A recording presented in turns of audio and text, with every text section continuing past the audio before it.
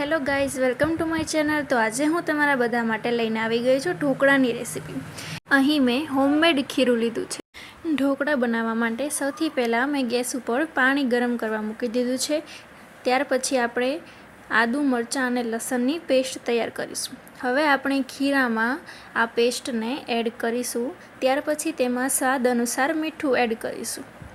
ત્યાર પછી તેમાં બેકિંગ સોડા એડ કરીશું। હવે આપણે આ બધી જ વસ્તુઓને સરસ રીતે મિક્સ કરી લઈશું।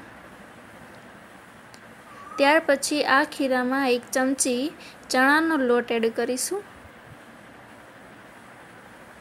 હવે એમાં થોડી હળદર એડ કરીશું। હવે આપણે ઢોકળાની ડીશમાં ખીરું પાથરી દઈશું। ત્યાર પછી તેમાં ઉપરથી મરચું એડ કરીશું। ડીશને થોડી ટેપ કરી દેવાની છે। હવે આપણે તેને ઢોકળિયામાં મૂકી દઈશું અને 10-15 મિનિટ માટે થવા દઈશું। તો તૈયાર છે આપણા સોફ્ટ ઢોકળા।